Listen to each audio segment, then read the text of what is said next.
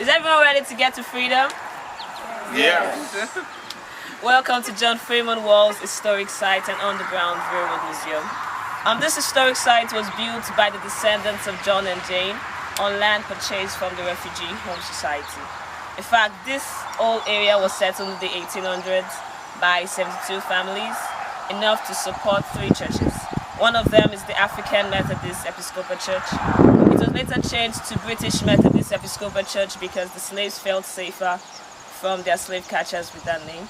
The second one is the African Zion Church, which the great Harriet Tubman was a member of in Niagara. And the third one is the First Baptist Church. It's just a mile away from here on your right. John Freeman Walls was the first deacon.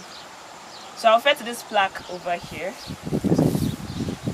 So in 1846, John Freeman Walls, a fugitive slave from North Carolina, built this log cabin on land purchased from the Refugee Home Society. And the log cabin is just down over there.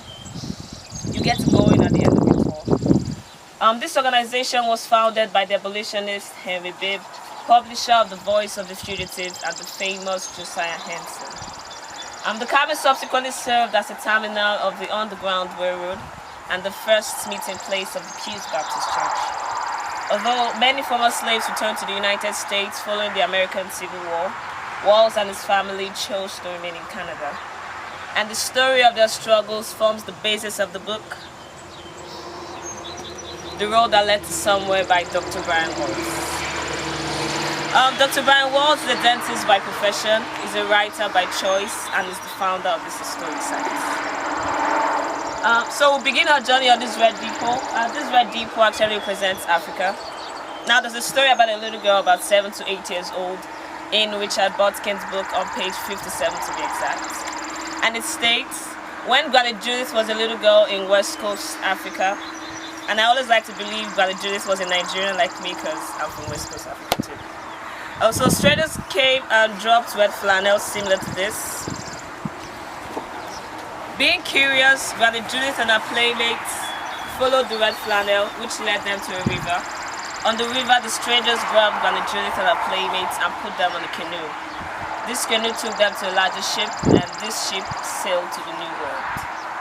Now, in memory of Granny Judith, reiterates the importance of freedom and having a good education. So I'd like to pay a little tribute to Granny Judith by singing an African song in Swahili.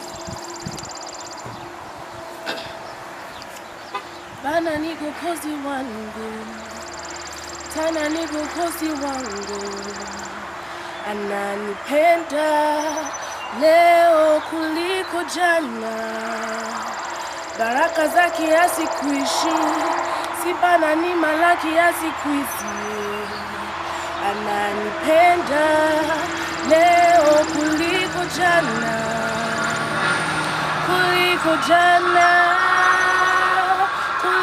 Jana, Yesu nipende leo kuliko jana, kuliko jana, kuliko jana, Yesu nipende leo kuliko jana. And we just use this song to pay tribute to our ancestors, and we hope that we'll continue to keep them in our hearts and remember them as long as we live.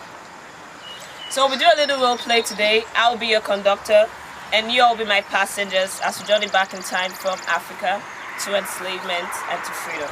So just like Granny Judith did, we're going to follow the red flannel and you can ring the freedom bell for good luck.